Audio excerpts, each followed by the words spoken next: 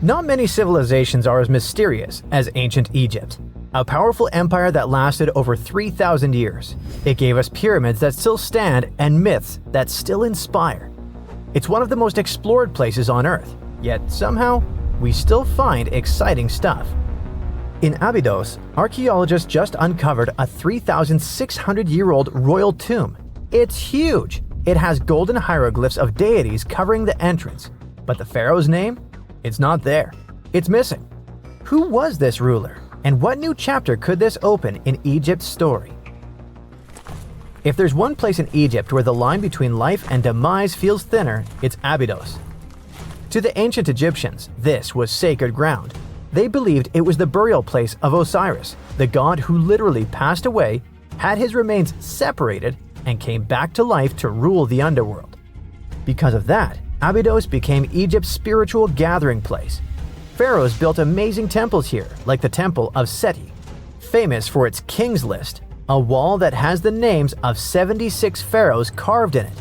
Pilgrims came from across Egypt, leaving offerings and participating in Osiris festivals, where his demise and rebirth were ritually reenacted. It wasn't just symbolic worship, it was Egypt's version of Comic-Con. But instead of cosplaying superheroes, people reenacted gods coming back to life. Obviously, pharaohs competed to be buried as close to Osiris as possible. Abydos became part cemetery, part holy city, part afterlife insurance policy.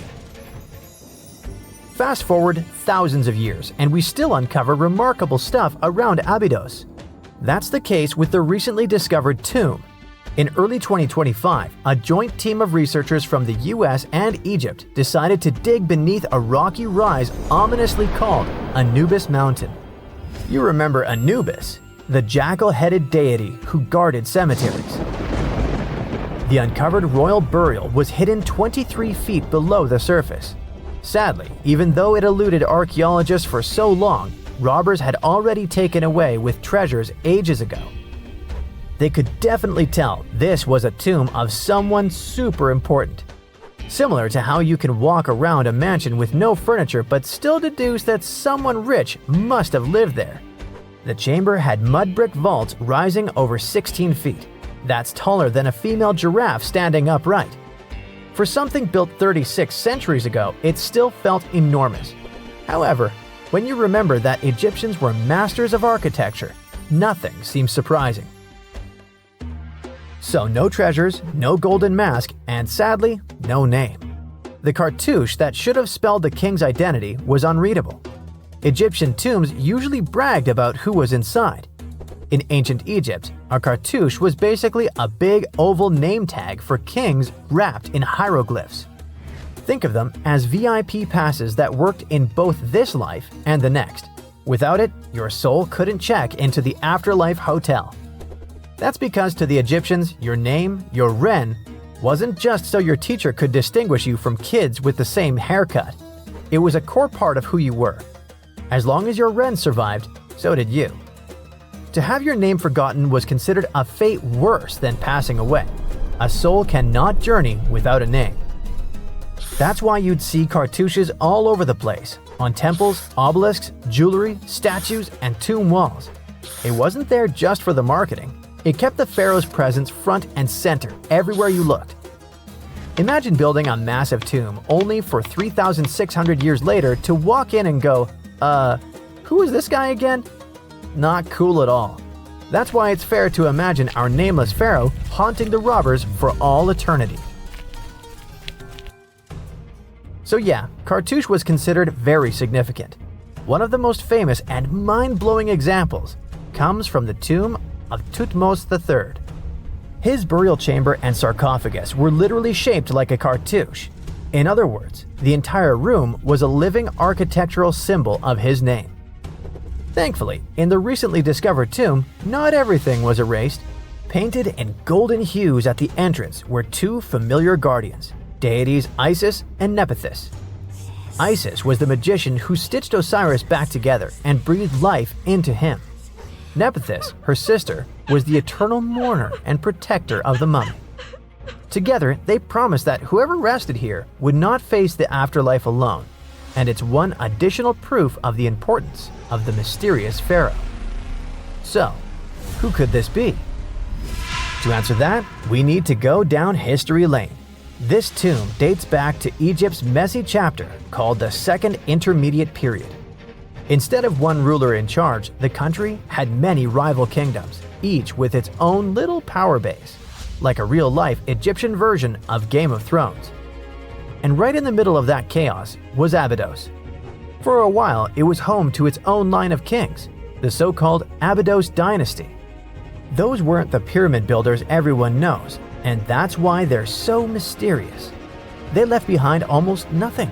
No great monuments, no sprawling cities, just fragments of names on broken blocks.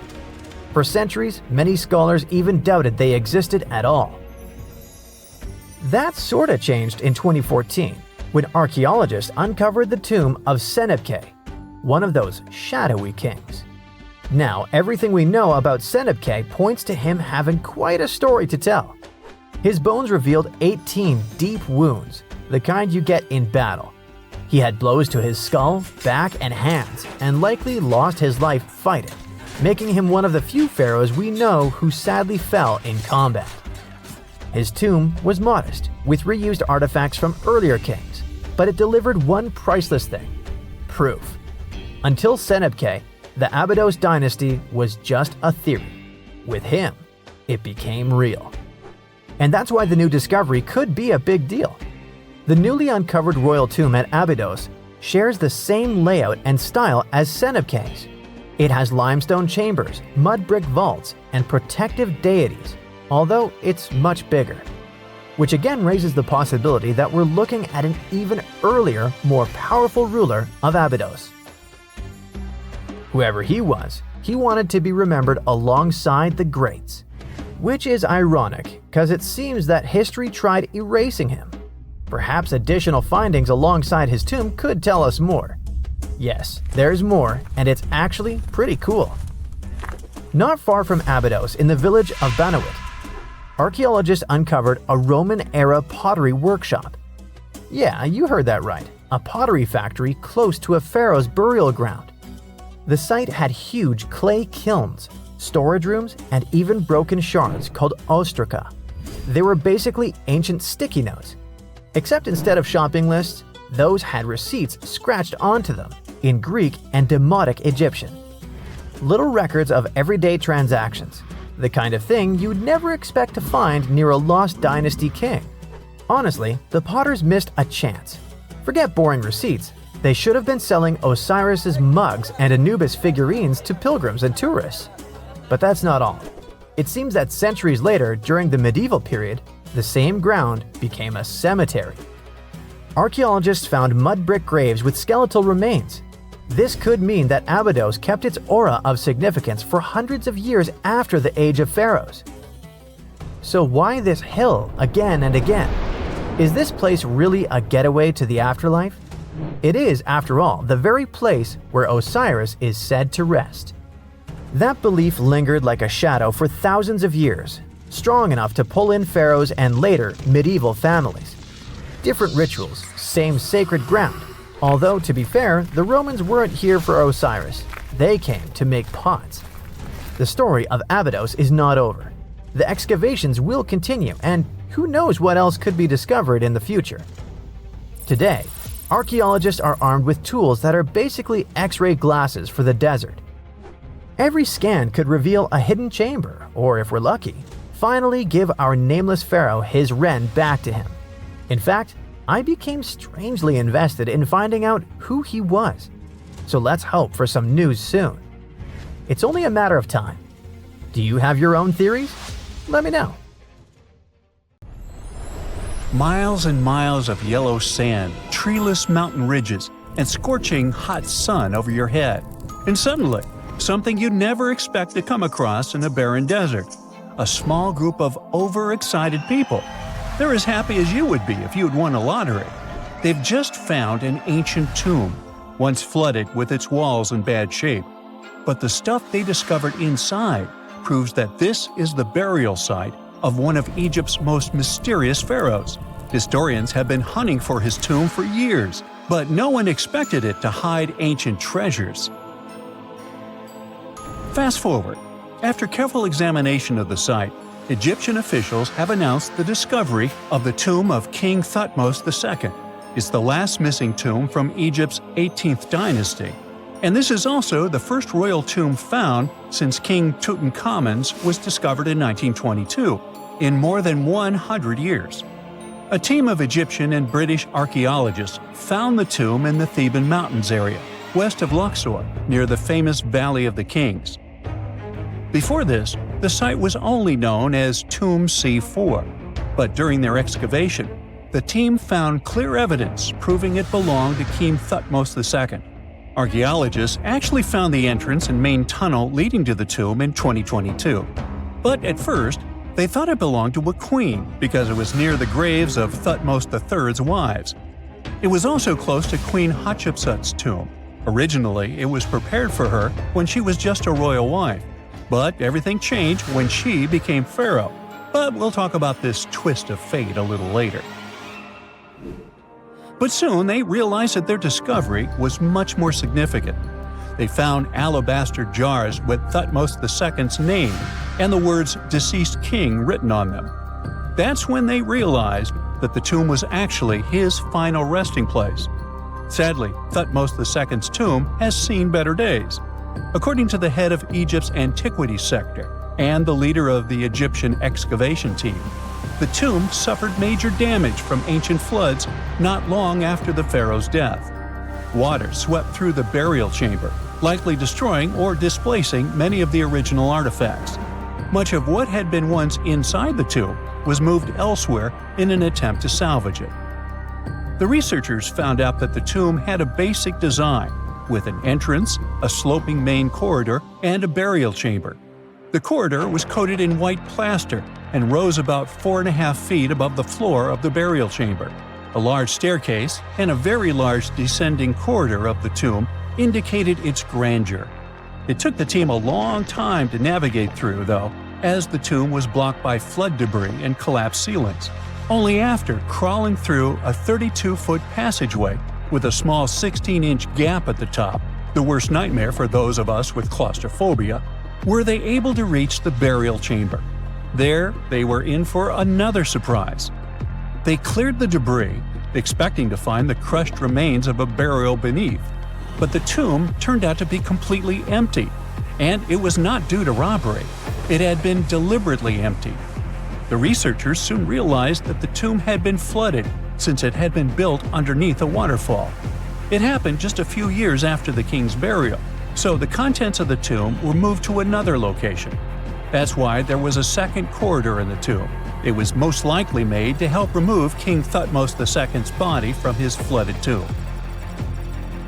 Despite the damage, the excavation team made some really exciting discoveries. They found traces of mortar decorated with blue inscriptions, yellow stars, and fragments from the Book of Amduat, one of the most significant funerary texts in ancient Egypt. The book was meant to guide the deceased through the underworld, ensuring a safe journey to the afterlife. Now, how about we sneak a peek at ancient Egypt's 18th dynasty?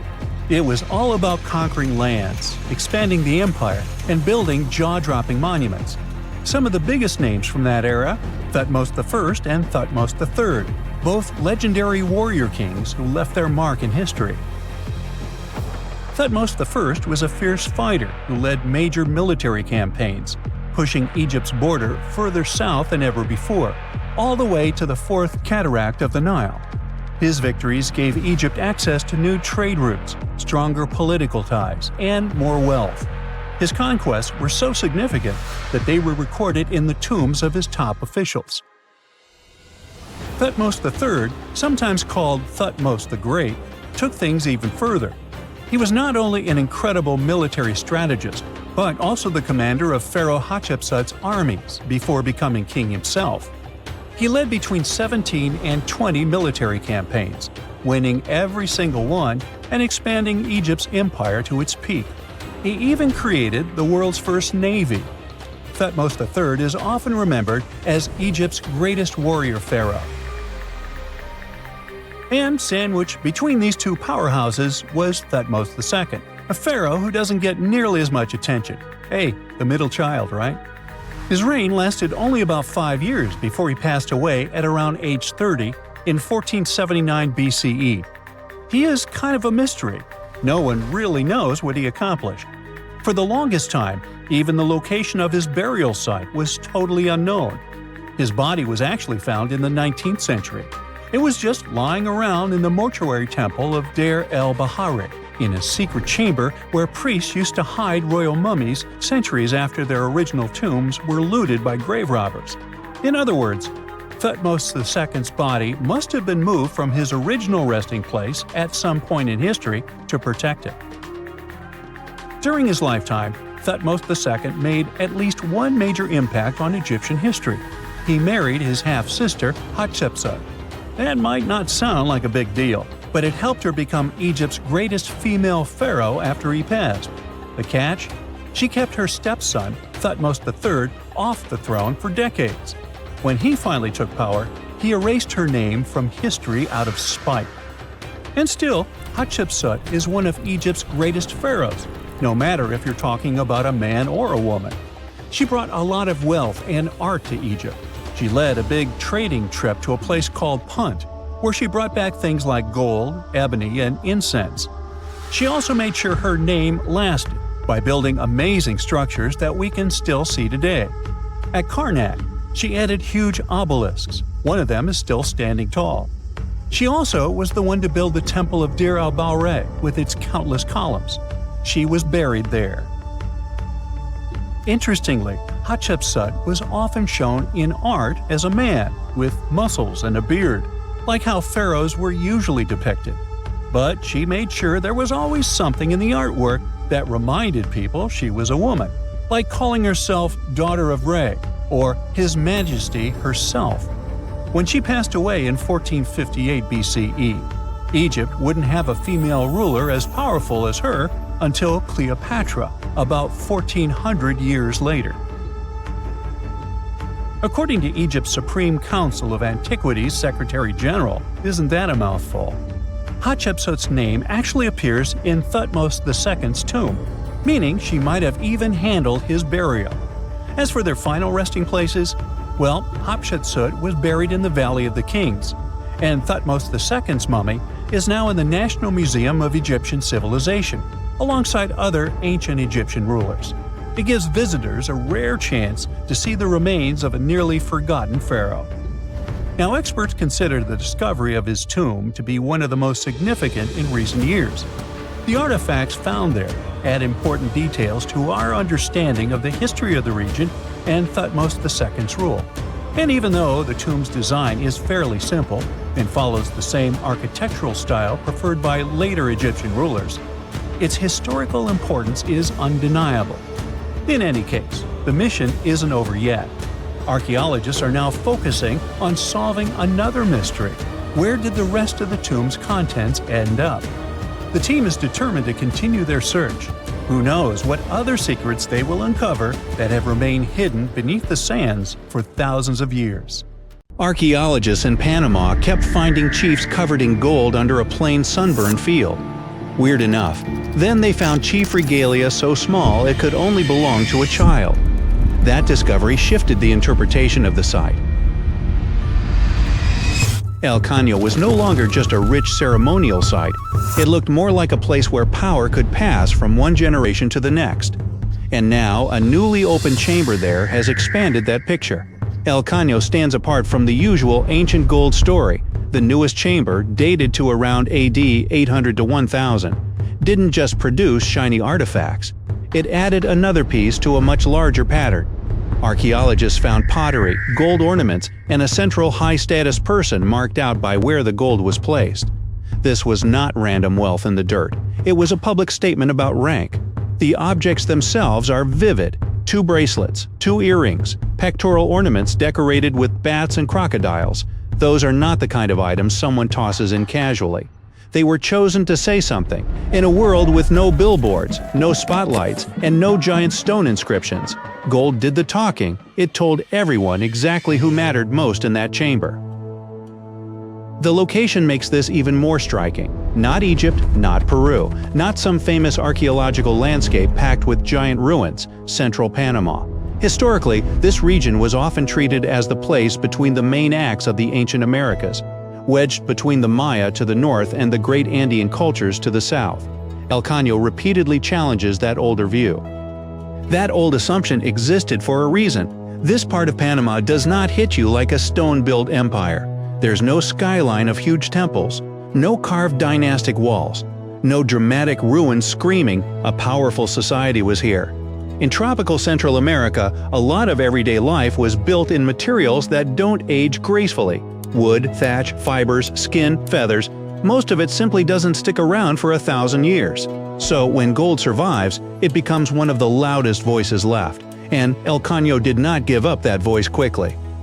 Julia Mayo's team began geophysical surveys there in 2005. By 2010, they had dug a pit about 16 feet deep and uncovered a chief covered in gold. Then the site kept escalating. More ornaments appeared. More chambers turned up. More evidence started linking this field to a whole ceremonial landscape. This was not a lucky weekend dig. It was years of slow, patient work, turning a quiet pasture into one of the biggest archaeological stories in Panama. The contrast is striking from the surface. El Caño looks ordinary, the kind of place where you'd expect grass, cattle, and heat, not dynasties. But under that ordinary ground, archaeologists found symbols of authority designed to be seen from a distance. Polished gold would have caught the harsh sunlight. Chest ornaments likely flashed when a leader moved. Animal imagery, bats, crocodiles, and other powerful creatures turned jewelry into a visual language of authority. This was status you could spot instantly, and the newest chamber matters because it is not standing alone. Mayo said the site has produced 9 similar chambers and that this was a place where elite individuals were laid to rest for about 200 years. This finding expands the interpretation of the site. One rich chamber is interesting. A ceremonial resting ground used by powerful people across multiple generations suggests something else entirely. It begins to resemble a long-running system.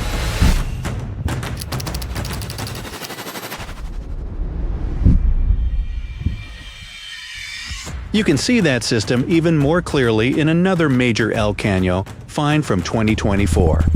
Archaeologists uncovered the shared chamber of an important Cocle lord buried around 750 to 800 CE.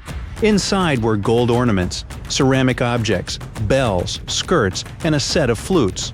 The team dubbed him the Lord of the Flutes, which sounds almost legendary until you remember this is not a myth. It's a real person from a real ceremonial tradition found in the same site. The scale grows even larger around that burial. Researchers found many other individuals placed in the same setting. Reports said the total could reach more than 30 people. At that point, you are no longer looking at one important person with a collection of objects. You are looking at an event, a choreographed display, a message to everyone watching that this leader stood at the center of a much bigger social order. This interpretation is supported by research. A 2020 study of El Caño's multiple chambers found the same basic pattern again and again. One highest status individual in each other, people arranged around that central figure, and a strong sense that the whole composition represented social order. The authors also concluded that some of these final ceremonies involved very harsh ritual practices. The layout itself was part of the performance of power. Now go back to the child-sized regalia, because that might be the strangest clue of all. One of Mayo's earlier breakthroughs came when she realized a set of tiny gold objects was too small for an adult. They appear to have belonged to a baby adorned like a chief. Later, the team found gold arm cuffs on the skeleton of a 12-year-old boy. Both finds point in the same direction. Status here may not have been something a person earned late in life. It may have started at birth. That implication is significant. If rank passed from father to son, then El Caño was not showing us a few isolated leaders. It was revealing a hereditary power system. That means established families, succession, and rules strong enough for an entire community to recognize them. Gold-working specialists had to exist, ceremonial knowledge had to be preserved, labor had to be organized. These were not loose little villages improvising everything as they went. This was structure. It also explains why El Caño feels bigger than a treasure story. Gold draws attention first. The real subject is political sophistication. The objects are only useful because of what they reveal. hierarchy, ceremony, inherited authority, and a leadership class that could stage power in a way everyone understood. Gold is what catches your eye first. The social system is what keeps the site interesting once the shine wears off. There is another reason El Caño matters so much. Less than 2 miles away sits Sitio Conte, the older Panamanian site that had long provided the main evidence for this gold-rich tradition. For years, Sitio Conte was the big reference point. Then El Caño started turning up its own chiefs, its own ornaments, its own ceremonial patterns. Suddenly, this was not one isolated hotspot. It was a broader cultural world hiding in plain sight across the same landscape. Once you imagine that world, El Caño becomes incredibly visual. No giant stone monuments. Fine, the ceremony can still feel huge. Flutes playing, bells moving, gold breastplates flashing, beads sewn into clothing, animal symbols broadcasting lineage and rank. One early chief found at El Caño wore gold breastplates, arm cuffs, a bracelet of bells, a belt of hollow gold beads, and more than 2,000 tiny gold spheres arranged as if sewn onto a sash. That is not subtle fashion. That is ceremonial theater. Imagine one of these final ceremonies. A leader is placed at the center, gold catches the light. Music carries across the field. Companions are arranged with strict meaning. Everyone present can read the scene without a single written word. This person held the highest place. These families mattered. This order continues even now. The point was not private grief. The point was public memory and public hierarchy. That is why El Caño changes the history of Panama in a very specific way. It does not just add one more archaeological attraction to the map, it shows that central Panama had its own powerful chiefs, its own ceremonial specialists, its own symbols of rank, and probably its own dynastic lines. This region was not just absorbing importance from bigger neighbors, it was generating its own, and the site is still making that point clearer. El Caño has already revealed multiple elite chambers across years of excavation, and each new one expands the story. So the key discovery here is not a bracelet, or an earring, or even a chamber filled with gold. It is the realization that an ordinary Panamanian field was hiding a cemetery of rulers and clues to a forgotten power system that had been there the whole time, just waiting for someone to look deeper. One more step in the wrong direction, and the crossbows will release their arrows. If you open the wrong door, you'll end up in a river of mercury. It's almost impossible to get out of this place, but it is even more difficult to get here. No, this is not a location from an adventure movie, but a treasure hunter. This is a real giant tomb filled with traps and streams of toxic mercury. And it's not somewhere deep in the Amazon jungle or an unknown island. This tomb is located in central China, near the city of Xi'an. And you know what the coolest thing is? This tomb was built more than 2,000 years ago. And even now, in the 21st century, we still don't know how to get there. But let's start from the beginning. Many of you have probably heard of terracotta statues. Thousands of clay sculptures of people. Those statues were first found in 1974, when a group of peasants were digging decks near Xi'an. They found a detailed human-sized figure, and that was 1 out of 1,000. Each figure was made as realistic as possible. Each of them was unique and had its distinctive details. More than 50 years have passed, and scientists are still digging up these sculptures. The number has already exceeded 8,000. But what are they doing there? What is their purpose? Terracotta sculptures are kinda guarding the tomb of Emperor Qin Shi Huang. He was such an influential man in China that he wasn't just buried in a tomb. His servants created a giant coffin complex the size of a small town. So, if thousands of clay guards symbolically protect this place, it's difficult to imagine what's in the center of this ancient, gigantic tomb. But first, let's find out who Qin Shi Huang was, and then move on to the dangerous traps. He was the first son of the ruler of the kingdom of Qin. It was one of the 6 kingdoms that existed on the territory of modern China. In 2059 BCE, when Qin Shi Huang was born, those 6 kingdoms were independent and separated from one another. Moreover, there was a strong conflict between them that lasted for more than 200 years. But Qin Shi Huang turned out to be the man who managed to conquer and unite all these kingdoms. He became more than just a king. He became the first emperor of China. But how did he complete a seemingly impossible task? Natural disasters, clever strategy, tactics, and skills helped him to conquer the 6 kingdoms. Scientists are still arguing about some of the details of how this happened. All that can be said is that Qin Shi Huang was a very wise and intelligent emperor. So it's not surprising that his burial turned out to be so huge. He was buried in the largest and most luxurious funeral complex in the history of China. The area the size of a small city contains many underground caves filled with things an emperor could need in the afterlife. In ancient China, as well as in ancient Egypt, people believed that when an emperor went to the other world, he could take with him those things that were buried with him. Unfortunately, sometimes it could be people, but Qin Shi Huang acted wisely and correctly. He decided to bury clay statues. But the coolest thing is that the architects and builders of this complex made it impregnable. The whole area holds many secrets, historical artifacts, and priceless objects. There's a beautiful place with the emperor's body in the center of this tomb. Imagine how many treasures you can find there, and all of them were meant to remain untouched and unseen by other people. And we probably won't be able to get to them, at least in the near future. Ancient Chinese historian Sima Qian wrote something about the tomb about 100 years after the emperor's burial. He said that this place had dangerous traps inside the tomb that would destroy anyone who dared to enter the tomb. The engineers installed crossbows with loaded arrows and also poured a huge amount of mercury, simulating the movement of rivers.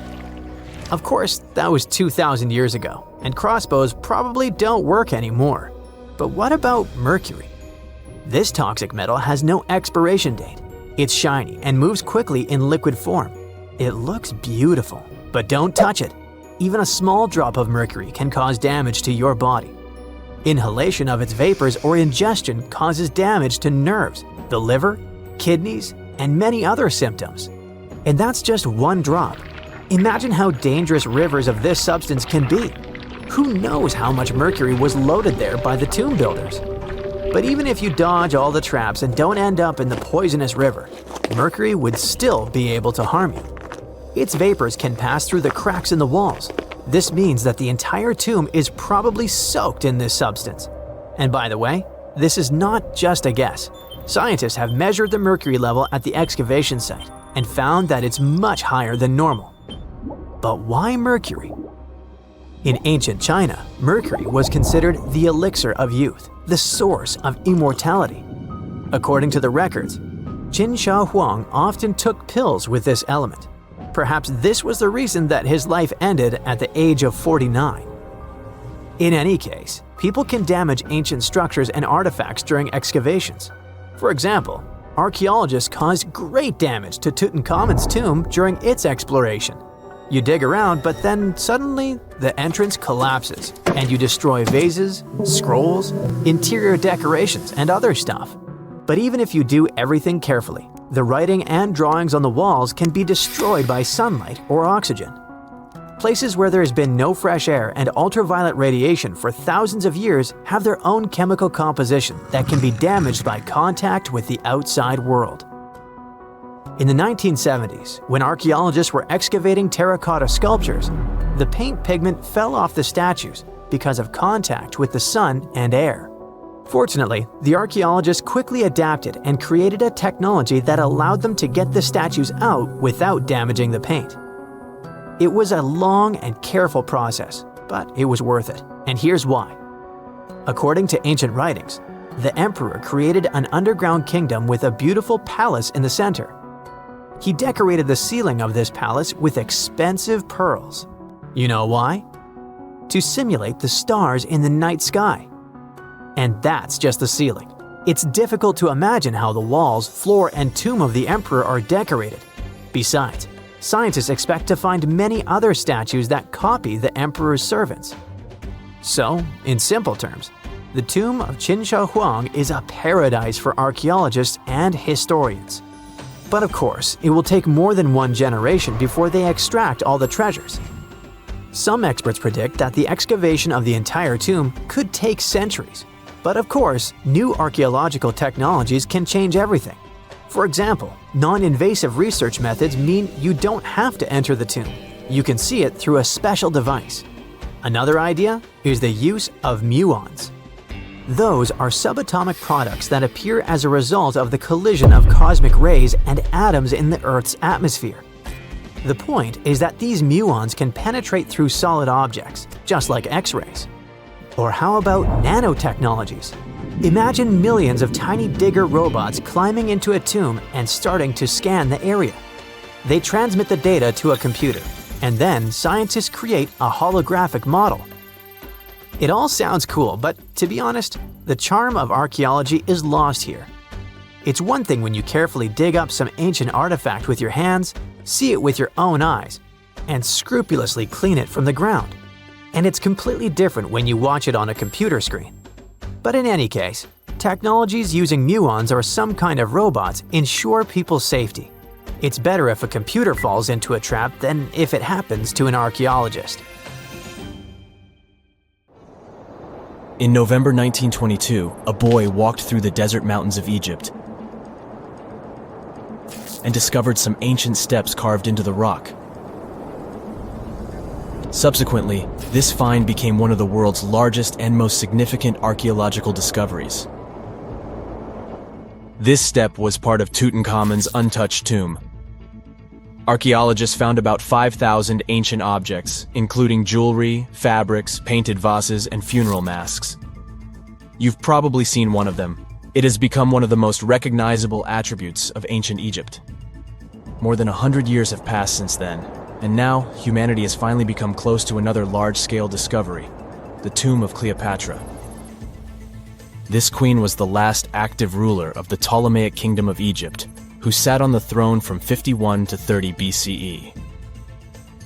There are many ancient records about Cleopatra, her reign, and her unusual personality, but until now, no one has discovered the secrets about her passing away in the burial place.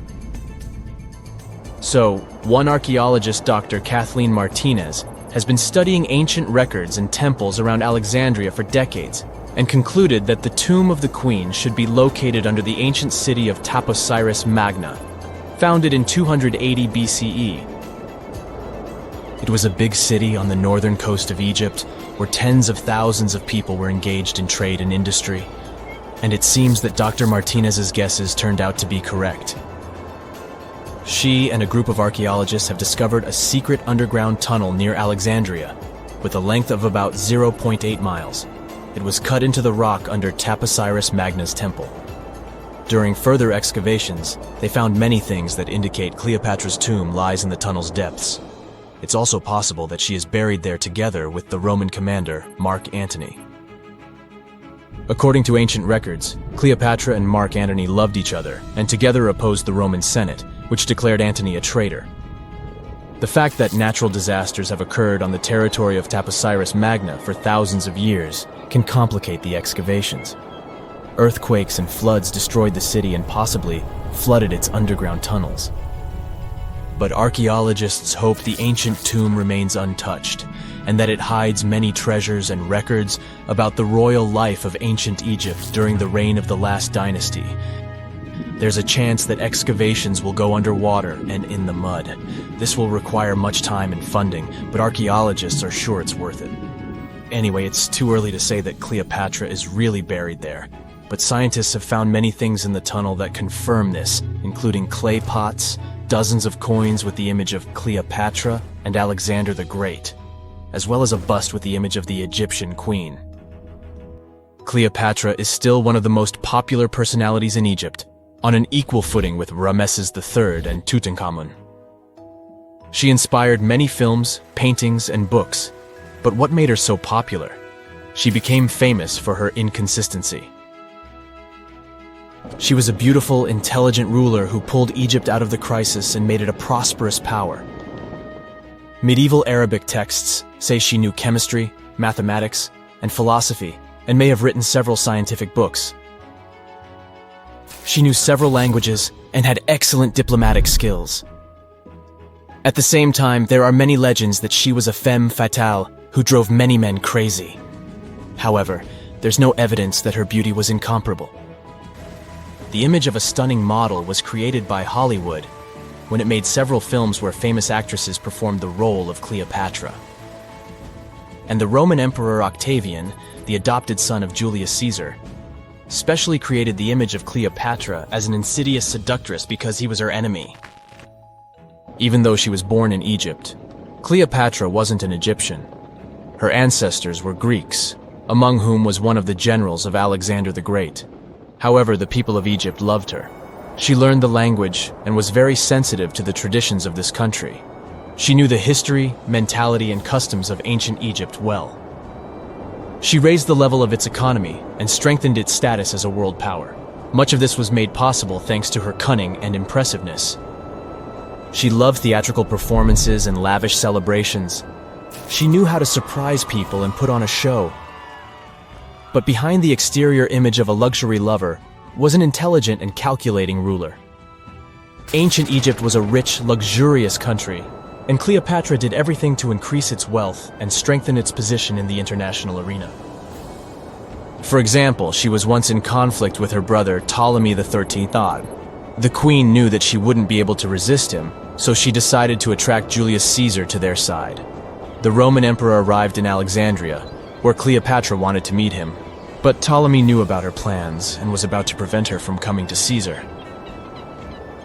Then, instead of a rich and noisy arrival, Cleopatra decided to make her visit inconspicuous. She wrapped herself in a carpet or linen bag the emperor's servants carried into Caesar's private chambers. Cleopatra emerged from the carpet and impressed the Roman emperor with her beauty and determination. As a result, they fell in love with each other and became close allies. After some time, she impressed another influential Roman for diplomatic purposes. She arrived to meet Mark Antony on a golden barge with purple sails and silver oars. Cleopatra was dressed in the image of Aphrodite and sat under a magnificent canopy. Her servants dressed like cupids and were blowing her fan and burning incense. But Cleopatra created such a show for a reason. She knew that Antony revered Greek mythology and considered himself the embodiment of Dionysus. As a result, he was so impressed with this woman that he ended up marrying her. Cleopatra defended her crown, strengthened her alliance with Rome, and bore Antony 3 children. In Egypt, they threw big parties and enjoyed wealth with power.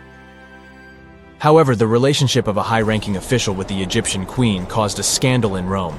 Octavian was Antony's primary opponent in the struggle for power, so he exploited the situation to darken the competitor's reputation. He used propaganda to make Cleopatra an insidious seductress in the eyes of Roman citizens. He accused Antony of succumbing to her charms. The Roman Senate supported Octavian and declared Cleopatra an enemy. In 33 BCE, this conflict reached a high point when Antony's navy clashed with Octavian's fleet. The latter won and forced his enemy to flee to Egypt with Cleopatra. According to some records, they took refuge near Alexandria. Pursued by the Romans, they hid in one of Cleopatra's palaces and met their end. Some legends say that Cleopatra was an expert in poisons. She provoked a venomous snake, a viper or an Egyptian cobra, to bite her. Also, according to another legend, she pricked herself with a poisonous needle.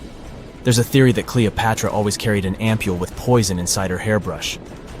And when she was cornered, she soaked the needle with this poison and pricked herself. None of this can be said for sure. Scientists are still trying to find out the truth. Perhaps when they reach Cleopatra's tomb, the world will get more answers about her tragic fate. She is considered the last ruler of Egypt. After her passing, Octavian plundered her palaces and temples and returned to Rome, where he became the main emperor. He successfully ruled the country and expanded its borders. His reign ended when he turned 75.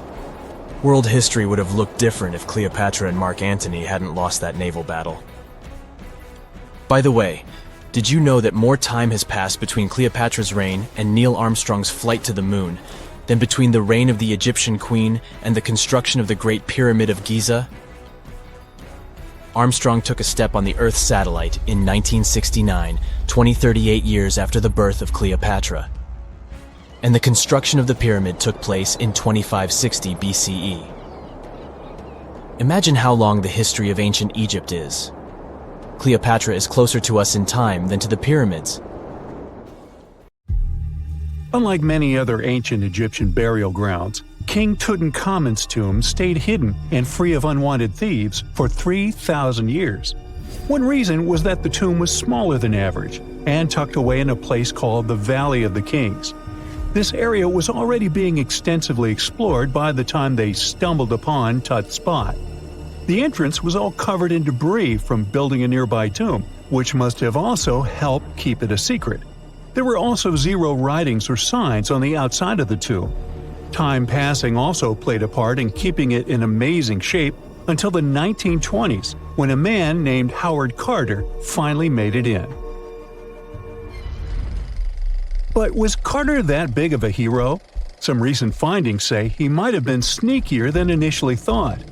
People used to think Carter wasn't just a glorified treasure hunter, he was a true archaeologist. Before Tut, he had been on a relentless quest for Egyptian artifacts. He discovered his interest in these unusual objects when he was a child, and soon started drawing the sculptures and inscriptions that were found in ancient tombs. After stumbling upon the remains of King Tut, Carter spent a decade recording and processing all sorts of objects, like golden thrones, chariots, and statues from Tut's tomb, shipping them down the Nile to Egypt's museum in Cairo. Well, at least that was the official story.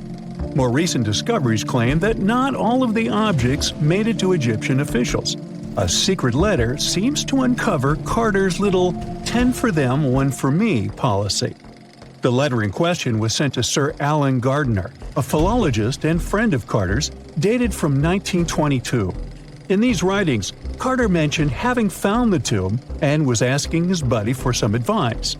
In another letter from 1934, Gardiner seems to be thanking Carter for an amulet, which was sent to him as a thank you gift.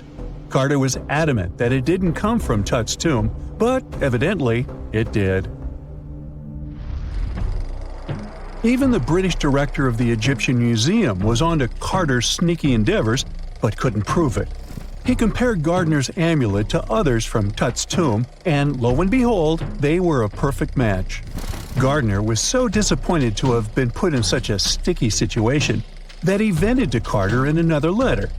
Deciding to be a good friend, Gardiner didn't throw the famous archaeologist under the bus.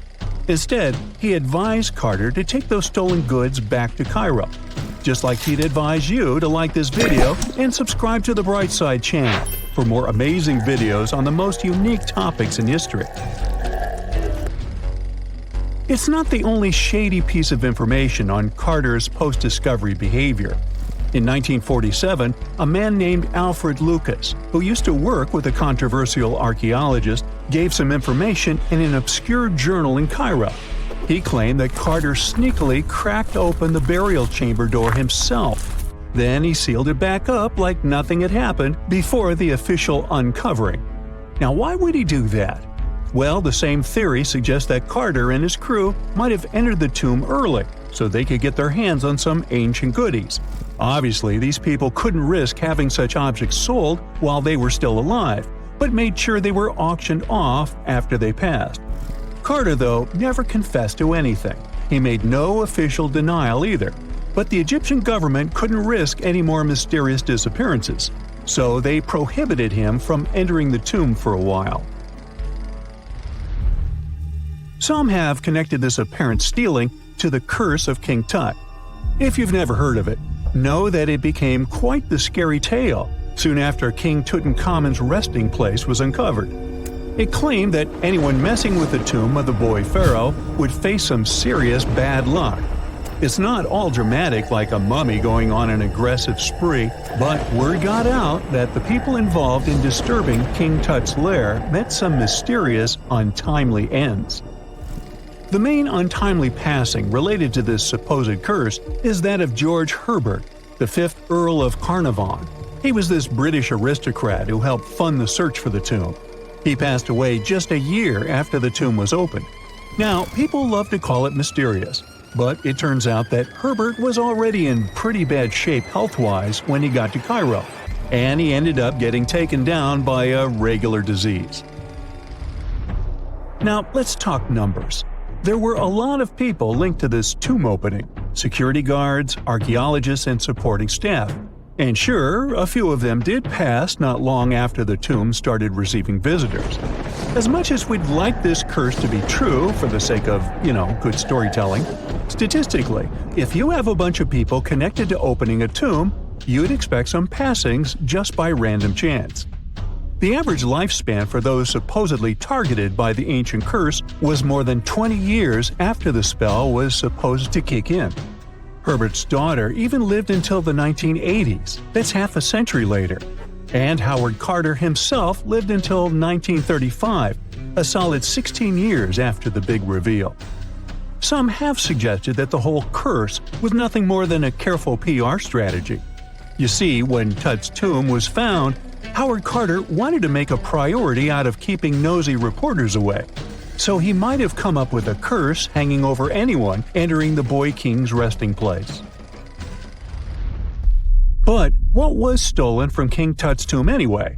Well, some jewelry to begin with. It might have been snatched by Howard Carter himself, according to a French specialist. He did some intensive research by looking at old pictures taken from inside the tomb back in the 1920s. He compared those images to various objects from museums and auction houses. He soon started to piece together the whereabouts of some of Tut's jewelry. First up, there's this collar that used to be on Tut's chest. It was all broken into pieces, and some parts went via Carter to the Nelson Atkins Museum in Missouri. Meanwhile, other bits ended up on a necklace owned by some unnamed people who tried to sell it in 2015 but failed. Even the Nelson Atkins Museum agrees, as they've confirmed the information on their website. Then there's a headdress piece. Some beads from it that once belonged to Tut apparently got stolen by Carter too. They were also strung into a necklace and are now being held at the St. Louis Art Museum. Another fancy collar made out of glazed ceramic magic spent some time at the Met, far away in New York. Thankfully, it was sent back to Egypt a bit over a decade ago. This seems to have been, as you'd expect by now, also stolen by Carter. Missing artifacts aside, King Tut still gave a ton of amazing objects that helped us learn more about this incredible ancient culture. Starting with the famous burial mask. It's this massive 21-inch gold art piece with semi-precious stones and glass paste. It weighs 22 pounds and showcases the boy pharaoh with a long beard and a headdress with a cobra and vulture. On the back, there's this spell from an important ancient Egyptian spiritual book that's supposed to make sure it works just as well in the afterlife. Tut was also apparently a board game enthusiast. They found 4 board games in his tomb, some made of ivory. Archaeologists also found a pair of gold sandals, though you'd imagine they were more for show than for comfort. In fact, the pharaoh probably never wore them in his lifetime. Now, speaking of fashion items, it turns out Tut was quite the fancy ruler. They even found a mannequin in his tomb that was used to pick out, adjust, and store his outfits and jewelry. The boy king seemed to have also enjoyed some music, based on the 2 trumpets historians found in his tomb. Though they were played back in 1935 in a BBC broadcast, the instruments are today considered too fragile to be maneuvered.